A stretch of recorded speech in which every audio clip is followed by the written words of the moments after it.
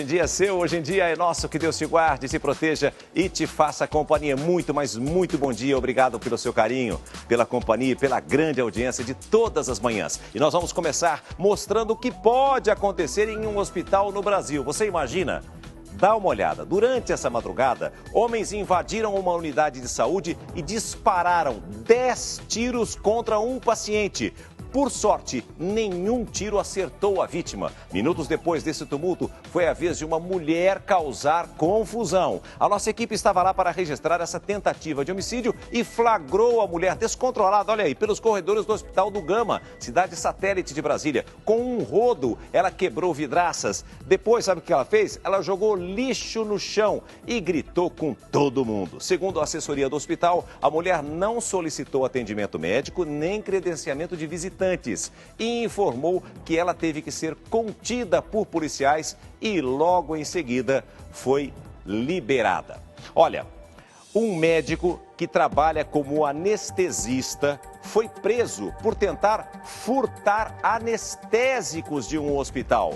Marcos Acalpodiani, de 36 anos, confessou à polícia que era viciado no medicamento. Ele era investigado havia pelo menos 2 meses. Câmeras de segurança flagraram o médico que foi preso quando tentava arrombar um armário onde eram guardados esses remédios.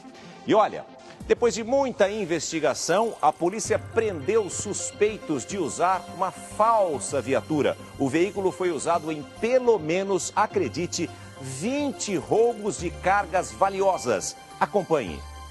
A polícia de São Bernardo do Campo, no ABC Paulista, recebeu a informação de que a falsa viatura estava escondida em um estacionamento na zona sul de São Paulo. De acordo com a investigação, o carro é roubado e funcionava como uma falsa viatura. O veículo foi usado em pelo menos 20 roubos de cargas e caminhões na Grande São Paulo. 2 ou mais indivíduos chegam nessa pseudo-viatura e, na sequência, chegam os comparsas em outros carros, arrebatam o motorista, colocam nesse segundo carro e aí dão destinação espúria para a carga. Quando os policiais chegaram no local, havia ainda um caminhão e mais um carro roubados, além de 3 quilos de maconha e um tipo de pó que seria misturado à cocaína. 2 homens foram presos. Olha, hoje está difícil acreditar até quando você é parado pela polícia. Você não sabe se é a polícia de verdade ou se é uma polícia de mentira, porque com a computação, né, eles adesivam carros, eles fazem dublês de placa, de viatura, de tudo. Eu me recordo aqui, vendo esse caso, né, quando o Washington Oliveto, publicitário, um dos mais importantes do Brasil, ele foi sequestrado, porque teve uma blitz aqui na Avenida Angélica, ele saiu da agência, uma blitz de Polícia Federal, com os carros, com os caras vestidos, trajados, mandaram parar. Ele estava em um carro blindado com o motorista. A hora que o motorista abriu o vidro para entregar documento, sabia do que se tratava a blitz, eles renderam todo mundo e praticaram o sequestro do Washington Oliveto. Então, hoje em dia fica muito difícil, até quando um policial pede para você parar, para você saber se esse policial é de verdade ou não. E olha, uma árvore, preste atenção nessa história, uma árvore caiu durante uma cerimônia de noivado em uma chácara. 4 pessoas ficaram feridas. A festa acontecia no interior de São Paulo. 4 mulheres amigas da família ficaram feridas. Uma delas teve traumatismo craniano e ainda está internada, mas fora de perigo, felizmente. A árvore ficava em uma propriedade bem ao lado da chácara. A família e o vizinho, dono da chácara, prestaram depoimento, olha aí, ó, e foram liberados. O vídeo foi divulgado agora pela polícia. Você imagina uma situação em que você está lá numa festa, né, ao ar livre, você sempre pensa nisso, quem tem chácara principalmente, quem tem espaço, gosta de fazer uma festa de noivado ou casamento, tem gente que faz na praia, jamais você vai esperar, porque o tempo estava firme, o tempo estava bom, não estava ventando, não estava nada, e do nada, simplesmente essa árvore, como se estivesse podre, caiu em cima dessas pessoas. E olha, eu chamo a sua atenção porque tem uma reviravolta no caso da agressão no metrô. Você se lembra? O jovem que aparece nas imagens sendo agredido por seguranças também teria batido em um funcionário ao ser repreendido por tentar usar o bilhete de um idoso para acessar o transporte. 4h30 da tarde, estação Belém do metrô, zona leste de São Paulo. 2 homens caminham em direção às catracas. Veja, o de camisa branca usa o bilhete dele para o rapaz que está de verde. O rapaz passa a catraca. Logo, uma agente do metrô percebe o que aconteceu e vai até lá. O jovem de verde usou um bilhete de idoso, do senhor que estava com ele. E isto é proibido. A agente pede que o usuário retorne e use o bilhete normal, mas o rapaz teria recusado. Um segurança é chamado e se aproxima. Tem início uma discussão. Em segundos vira briga. Eles trocam socos. Neste momento, o rapaz teria quebrado o nariz do segurança. Outro funcionário chega. Juntos, eles tentam conter o jovem para registrar a ocorrência de agressão. Só que muitos usuários chegam e começam a se manifestar. Pedem para que os seguranças soltem o rapaz, o que acaba acontecendo. O jovem passa a catraca e se dirige para a saída. Ele está com um ponto daqui até aqui na cabeça, está sentindo muita dor de cabeça, está com hematoma de enforcamento, está com as mãos machucadas, está deitado só de um lado por causa das costas. Tá horrível. A esposa e a irmã de Bruno se emocionaram ao ver as imagens. Elas disseram que ele trabalha num albergue no bairro do Belém e não tinha dinheiro para pegar o metrô para ir embora para casa, em Ferraz de Vasconcelos, na Grande São Paulo. Olha, moço, eu tô com R$2,60 no bilhete, eu só tô querendo ir embora, tal. Tentou conversar, até então meu irmão também não soube explicar direito, porque ele estava muito desorientado por causa da medicação. O bilhete usado por Bruno é deste senhor de 63 anos que não paga para usar o metrô. Ele almoça no albergue onde o rapaz trabalha. Seu Ricardo diz que emprestou o passe porque Bruno pediu. Ele pediu para passar que ele estava sem dinheiro. A polícia registrou o caso como lesão corporal. No boletim de ocorrência, seguranças constam como vítimas e Bruno como autor. Com as imagens das câmeras do metrô e as cenas gravadas por usuários, a polícia decidiu instaurar um inquérito e fazer um complemento no boletim de ocorrência. Agora, seguranças e o rapaz, Bruno, passam a ser autores e vítimas da agressão. É a investigação que vai apontar quem será indiciado. E a polícia aceitou as denúncias contra o jogador Bernardo do Vasco da Gama e vai indiciá-lo por ameaça, lesão corporal e injúria. O inquérito deve ser entregue ainda hoje ao Ministério Público. Vamos acompanhar. A ex-noiva de Bernardo, Patrícia Mello, prestou depoimento ontem sobre as agressões que teria sofrido do jogador. Ela também entregou à delegada que investiga o caso uma mensagem de voz onde supostamente Bernardo pede desculpas a ela por ter enviado um vídeo deles fazendo sexo a um amigo. Não é o que vai acontecer, é o que você fez. Foi você que mandou. Eu tava bebendo, eu ia mandar outra parada pra ele, amor. Eu te falei, cara, foi sem querer, cara. E ele falou o quê? Ele não falou nada? Não, daí depois ele falou, Bernardo, eu recebi um negócio aqui. Eu falei, o que você recebeu aí, mano? Ele falou, um vídeo seu aqui com a Patrícia. Ele falou, então apaga aí, mano, por favor. Apaga esse negócio aí. Depois de 1h30, a Patrícia deixou a delegacia. Na saída, ela censurou o jogador por ter negado as agressões durante o depoimento dele na quarta-feira. Como o laudo do corpo de delito feito na jovem comprovou as agressões, a delegada encerrou o inquérito e indiciou o jogador por ameaça, agressão e injúria, por ter divulgado o vídeo íntimo do casal. O inquérito deve ser entregue hoje ao Ministério Público. O órgão tem alguns dias para analisar o pedido e decidir se aceita ou não a denúncia contra Bernardo. É muito triste a gente acompanhar histórias desse tipo, né? Mas enquanto a gente não tiver pessoas que realmente denunciem, não sei se é esse o caso, mas nos casos de agressão a gente sempre pede aqui para que as mulheres façam as denúncias sempre. E não espere a segunda, terceira, quarta, 10ª. Na primeira, nem que seja uma tentativa, o homem tem que ser denunciado.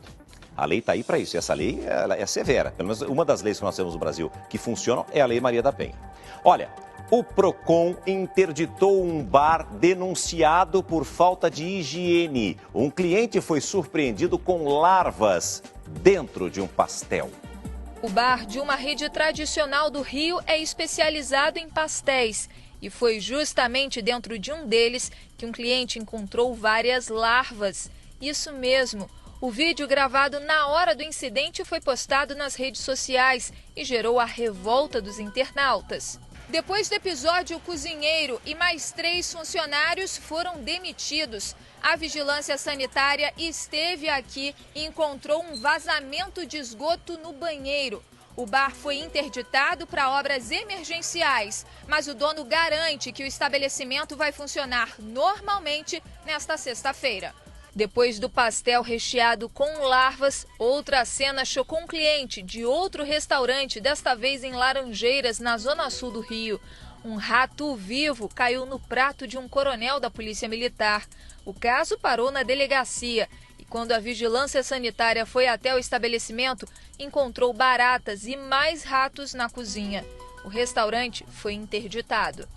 Olha, o brasileiro trabalhador, de uma forma geral, cada dia mais está se alimentando fora de casa. Não tem tempo, né? Nesse mundo moderno, a pessoa acaba comendo sempre fora mesmo. Então, infelizmente, muitas vezes acaba acontecendo o que nós acompanhamos nessa reportagem. Olha, quase 100 funcionários que trabalham nas obras de expansão do metrô em Salvador foram parar no hospital. A suspeita é de intoxicação alimentar. Nós estamos com a repórter Iula Braga, que tem mais informações. Ô Iula, o que esses trabalhadores comeram para que tivessem essa intoxicação? Tinha acarajé na comida do trabalhador aí do metrô? Bom dia.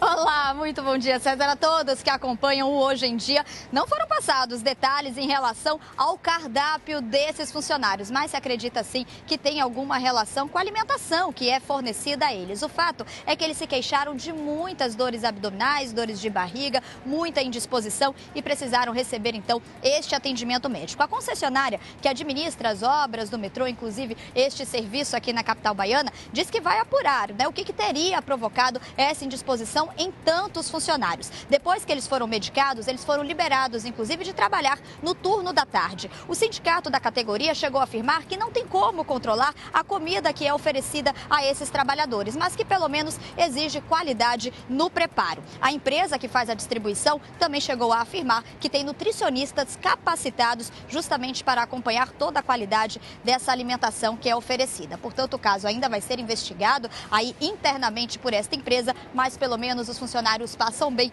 e talvez se tivesse um acarajézinho, talvez eles não teriam passado tão mal assim. Voltamos ao estúdio do Hoje em Dia. Obrigado, Yuri. Uma ótima sexta-feira para você, para todos os nossos amigos aí da Bahia.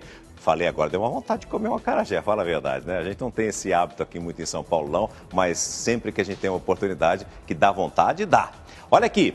Preste atenção nessa outra história. Uma professora foi morta durante um assalto. O crime ocorreu em frente à escola em que ela trabalhava. O cunhado havia acabado de chegar de moto à escola para buscar a professora quando foram abordados por 2 criminosos em outra motocicleta. Armados, eles exigiram a moto das vítimas. O cunhado reagiu e os suspeitos atiraram. Claudete Rodrigues Alves, de 55 anos, e o cunhado chegaram a ser socorridos, mas não resistiram aos ferimentos. Os assassinos não foram ainda identificados. A professora Claudete dava aula em uma escola comunitária na periferia de Belém. E essa é a triste realidade do Brasil, lamentavelmente. Adolescentes armados assaltaram uma farmácia. Testemunhas contam que o mais violento do grupo ameaçava todo mundo de morte. Ele não tinha mais do que 10 anos de idade. Veja. O adolescente puxa um revólver calibre 38 e anuncia o assalto. Agora repare no comparsa dele. Uma criança que, segundo as vítimas, tem no máximo 10 anos. Com uma sacola na mão, ele vai direto ao caixa e procura dinheiro. Um segundo adolescente também participa da ação. Não satisfeito com a quantia roubada, a criança vai até o outro caixa, pega mais dinheiro e ainda rouba o celular de um funcionário. Toda a ação durou menos de 1 minuto.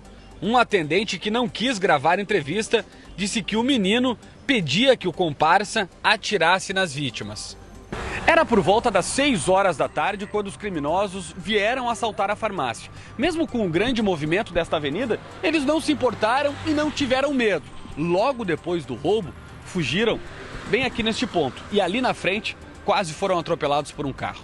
Nós temos que investigar em quais circunstâncias essa criança, se é uma criança, participou desse fato, né? Se ela foi espontaneamente, se ela foi constrangida de alguma forma, então, sem dúvida nenhuma, chama atenção.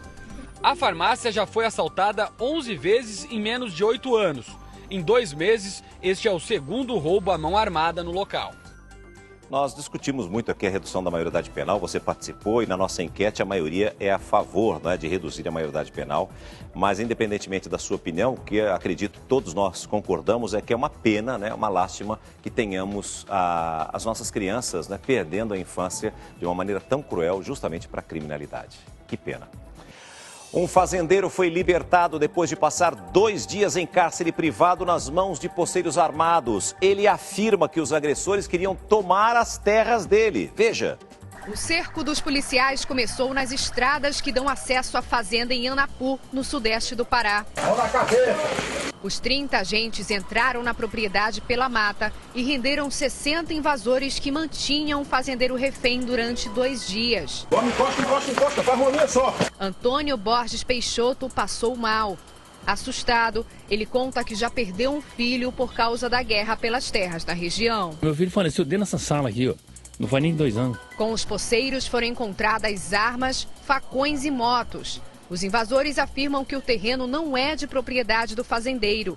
Antônio afirmou ter todos os documentos da compra. Nunca grilhei terra, todas foi comprada. Os poceiros acabaram sendo liberados pela polícia depois de ouvidos. Os conflitos agrários envolvendo fazendas ainda são um problema frequente em áreas rurais no interior do estado. De acordo com a Comissão Pastoral da Terra, somente em 2014, mais de 1.000 ocorrências de ameaças de morte no campo foram registradas no Brasil.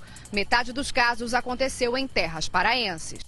Olha, uma onça pintada recebeu tratamento especial depois de machucar a pata. A espécie, que está ameaçada de extinção e que é uma das marcas do Brasil, recebeu uma placa e parafusos de titânio e, com isso, deve voltar a andar normalmente. Angelina veio do zoológico com escolta. Acuada pela movimentação, a oncinha ficou desconfiada. Calma, menina. Os veterinários só querem ajudar. A onça pintada tem uma fratura em uma das patas. E ela já está com lesões no pé, depois vocês podem verificar, já com as unhas raspadas, os dedos raspados, ou seja, lesões por não conseguir dobrar mais o pé. A fratura foi confirmada após uma ressonância feita na mesma clínica veterinária em abril. Na mesa de cirurgia, Angelina, que já tem 4 anos, recebeu uma placa e parafusos de titânio. Com isso, deve voltar a andar normalmente. Durante a cirurgia, Angelina também recebeu um tratamento à base de células-tronco, raramente utilizado em animais da espécie dela. Isso vai ajudar a acelerar a recuperação do animal. A gente vai ter que fazer uma fixação rígida, pensando que é um animal que já vai tentar utilizar esse membro assim que sair aqui da cirurgia, né? Então, é por isso que vai entrar células-tronco, toda essa parte coadjuvante para tentar acelerar a cicatrização. Angelina é uma das 4 onças pintadas do zoológico de Curitiba. Faz parte de uma espécie ameaçada de extinção e que é estrela da fauna do Brasil. Por isso, nada mais justo que receber um tratamento à altura dessa importância. Olha, presta atenção nessa história aqui, porque um homem tentou invadir uma casa. O crime era perfeito, mas ele teve uma surpresa e, olha, deve estar correndo até hoje com medo, com paura, com desespero, porque o que ele encontrou pela frente, veja. O homem anda pelo quintal, tenta entrar na casa e fica fora do alcance da câmera de segurança. Quando reaparece, está correndo e pula o muro. O motivo do susto foi esse cãozinho, que aparenta ser da raça Yorkshire de pequeno porte. O susto do ladrão foi tão grande que ele ainda pula outro muro para fugir do cachorro. Veja novamente o desespero do suspeito para escapar do pequeno e valente guardião. A casa, sem dúvida, é agora a mais bem guardada de Minas Gerais.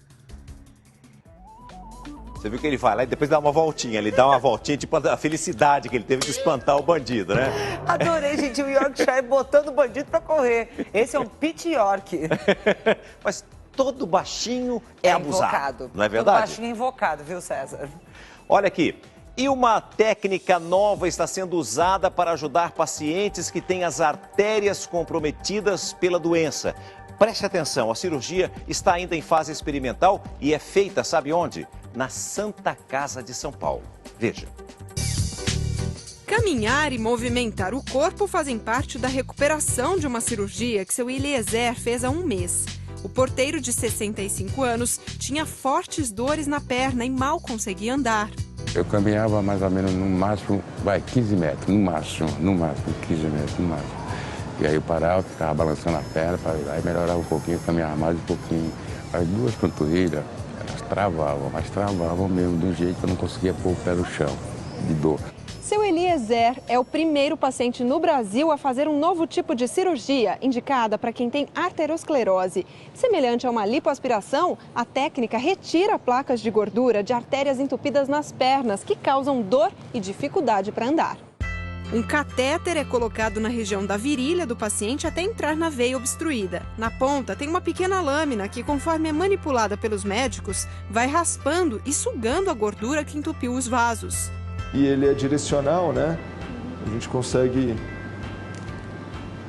girá-lo até dentro do paciente. Então, eu consigo descer a lâmina do lado direito. Aí depois eu subo, passo a lâmina para trás, lâmina para o lado esquerdo. Então, eu consigo passar essa lâmina 3, 4 vezes de acordo com a necessidade desse paciente. Tudo é controlado nesta mesa de raio-x de última geração que se movimenta para registrar os melhores ângulos. As imagens são enviadas para a tela do computador em tempo real e em 3 dimensões. A gente usa essa angulação justamente para ver melhor. E esse aparelho ele faz até um looping rotacional, e aí ele gera uma imagem igual àquela que é em 3D. O equipamento custou mais de R$1 milhão e é um dos mais modernos do país. A cirurgia, ainda em fase experimental no Brasil, é realizada há 2 anos nos Estados Unidos e na Europa e deve beneficiar principalmente os diabéticos que têm a doença arterial. A principal vantagem é não colocar o stent, um tubo de metal que ao longo do tempo pode se deslocar e causar fraturas. Por outro lado, a nova cirurgia é mais cara que o método tradicional e, por enquanto, não está disponível na rede pública de saúde.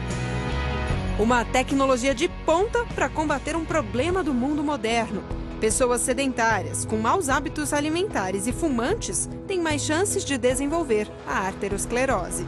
Tem uma certa hereditariedade também, ou seja, quem tem parentes ou pais que infartaram ou que tiveram AVC, claro, tem uma propensão muito maior a ter isso também. A doença é a mesma que entope a artéria que irriga o cérebro, podendo provocar um AVC. Quando acontece no coração, o risco é de um infarte. Por ano, cerca de 1 milhão de amputações acontecem em todo o mundo, devido a complicações da doença. Seu Eliezer teve medo de perder um dedo do pé, que ficou bem escuro devido à falta de circulação sanguínea. Hoje, não sente mais nada de dor. Só não contava em tomar uma bronca do médico. Ele me prometeu que a próxima consulta ele vem sem cigarro, vem sem fumar, porque uma das causas mais frequentes de reobstrução é continuar fumando. Então, fumando, ele perde toda a garantia do procedimento. Então, se ele continuar com hábitos errados, vai voltar a entupir. Em quanto tempo pode entupir uma artéria assim novamente? Às vezes até em 6 meses. Fica com medo, não fica? De voltar a sentir dor? Não tenha dúvida, não tenha dúvida. Pretende parar de fumar? Eu prometi para ele. Olha, o lado bom disso tudo é a tecnologia a serviço do homem, principalmente na medicina. Mas o que me deixa muito triste, e para mim é um lado ruim, é que o governo não faça investimentos, porque é uma pena que nós não tenhamos esse equipamento na rede pública de saúde para ajudar milhares e milhares de pessoas. Deveria ter, pelo menos, em uma capital de cada estado brasileiro. Na minha modesta opinião. É 1 milhão e pouco cada uma, nós temos menos de 30 milhões de reais. O que é isso para o governo? Para a corrupção, então, nem se fala. Olha aqui, mudando de assunto, no calendário, quando você olha lá, o inverno chega oficialmente no domingo, mas o frio já se antecipou em boa parte do Brasil. Você está sentindo frio aí na sua cidade? Aqui em São Paulo hoje, meu Deus do céu, amanheceu com frio, com chuva, e é por isso que nós vamos conversar ao vivo com a repórter Ana Paula Neves, que tem mais informações pra gente. Essa nova estação, afinal, dona Ana Paula, chegou, não chegou, vai chegar domingo? Eu já tô com frio e a senhora pelo jeito também, hein? Bom dia. Oi, César, bom dia a você, bom dia a todos que nos acompanham no Hoje em Dia. Tá fazendo muito frio mesmo. Eu tenho certeza que quem mora em São Paulo ou quem tá por aqui hoje já pensou que a estação do inverno se antecipou, né? Que começou hoje. O mesmo vale para quem tá no sul, que deve estar bebendo muito leite quente para esquentar a temperatura por lá. Mas, na verdade, não são as baixas temperaturas que definem o início de uma estação, não. Olha que curioso que eu acabei de aprender aqui. O inverno ele começa por conta da posição em que o planeta Terra fica em relação ao Sol. Então, quando a Terra estiver numa posição perto do Sol em que ela receba menos luz solar, aí sim começa o inverno em algum hemisfério. No caso, no hemisfério sul, onde está o Brasil, vai começar no domingo, 1h38 da tarde. Então, começa no domingo, mas as temperaturas estão bem baixas. Eu vou conversar com o Williams Bines, que é meteorologista da SOMAR. Williams, me conta uma coisa, como é que vai ser o inverno dessa vez? Olá, bom dia, Ana Paula. Na verdade, nós temos o seguinte, a transição é justamente neste período. Então, nós não temos uma mudança já tão significativa de um dia para o outro. Você explicou muito bem o início astronômico do nosso inverno. Por isso que, antes mesmo de começar o inverno, nós já temos aí algumas condições um pouco mais típicas de temperaturas baixas, frentes frias trazendo essa condição de chuvisco. Então, é bem gradual essa mudança climática que acontece aqui no hemisfério sul, no Brasil. Mas vai fazer mais frio? Esse ano, em especial, nós temos um fenômeno climático chamado El Niño, que vai estar conosco aí durante todo este inverno, também durante a primavera. E por isso mesmo, as condições são de chuvas ligeiramente acima da média. Isso não significa excesso de chuva, muito mesmo menos uma condição de recuperação do déficit hídrico. Portanto, um pouco mais de chuva, temperaturas dentro da média ou um pouquinho acima da média, mas é normal durante o inverno nós temos flutuações. Frio intercalado com períodos de temperaturas agradáveis. Muito obrigada pela entrevista, Williams Bini. Voltamos com você, César Filho, no frio. Eu ia falar César Frio, você vê que coisa? Só porque tá frio mesmo, mas de frio você não tem nada, viu, César Filho? A vantagem... Que isso? Olha aqui. Ai, ai. Você tá sempre elegante, mas hoje essa sombrinha azul deu um ar muito mais chique ainda, hein? Parabéns. O frio é bom por isso, né? O pessoal anda de uma forma muito mais elegante, principalmente as mulheres. Se está frio aí na sua casa, pode ficar tranquilo, porque hoje em dia vai aquecer você nesta sexta-feira. Olha, um aplicativo desenvolvido por brasileiros melhora a comunicação dos surdos, que no Brasil somam quase 2 milhões. A novidade foi apresentada em um congresso na semana passada. Veja agora na reportagem de Elaine Cortez. Cores, formas, movimento.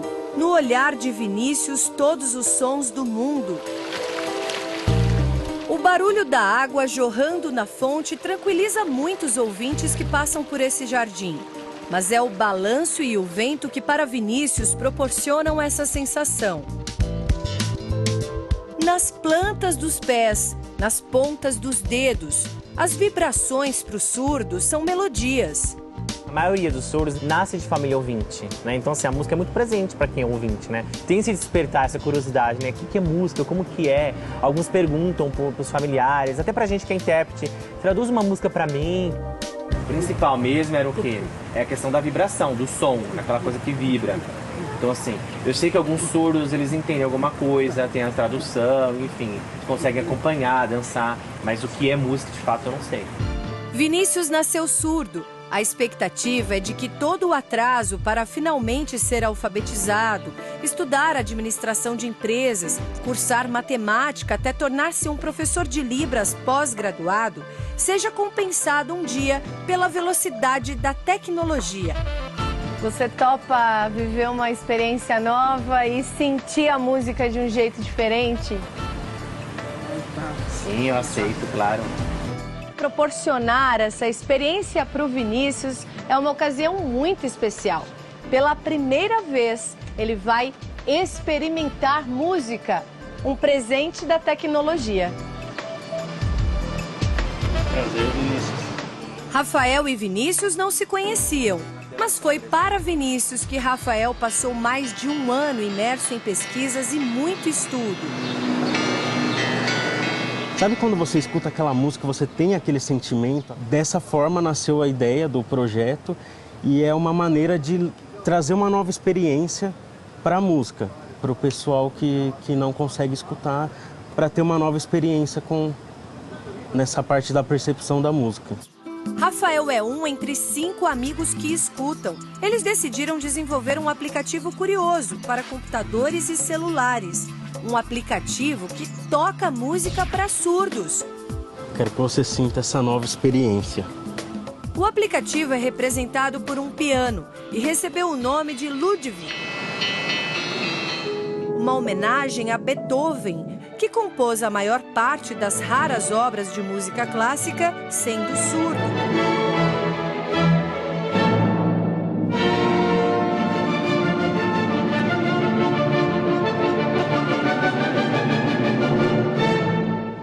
O teclado funciona com um clique e o recurso de uma pulseira vibratória.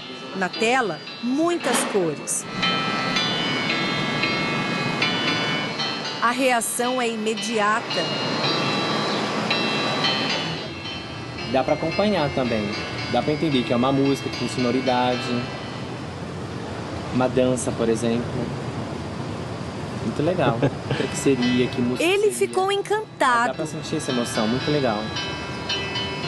A cor ajuda bastante nessa coisa parece que do ritmo, quando tá mais forte, quando tá mais leve, mais suave. E você percebe as cores alternando também, cores mais quentes, mais frias, isso é bem legal. O aplicativo está em fase final de desenvolvimento e em breve deve ser disponibilizado gratuitamente.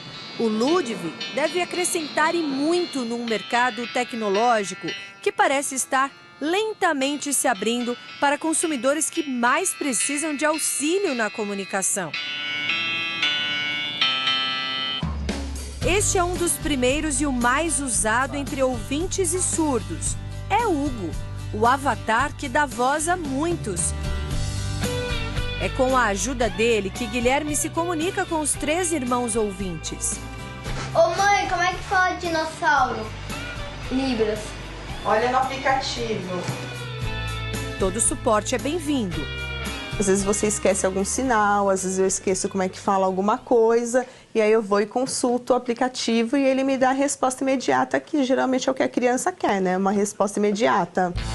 Gui responde pelo aplicativo que já está pronto para ir à escola. E eles não estão tão distantes. Repare só, a mãe está na cozinha, o filho no quarto. Ele ajuda porque, por exemplo, aqui em casa ninguém é fluente. Gui também aprova. A tradução nem sempre é completa. Às vezes o bonequinho virtual se confunde e traduz o sentido errado da palavra, como um corretor ortográfico do celular, por exemplo. E não substitui o intérprete, mas representa, né, o intérprete. Então, assim, tá um pouco longe do ideal, mas com certeza ele aproxima a comunicação entre surdos e ouvinte. De fato, ainda há muito para avançar, mas é preciso reconhecer, quando existe vontade, não há limites para a tecnologia e nem limitação para o ser humano. A tecnologia ajuda bastante. Então sempre é válido. Por exemplo, eu nunca imaginava que poderia sentir a vibração aqui no pulso, através desse aplicativo. Então, de repente, isso um dia está no celular, e aí a gente colocar o celular, que é uma coisa menor, e aí sentir essa vibração também em algumas outras partes do corpo, isso é bem legal. E eu torço para que a tecnologia nos ajude nisso também.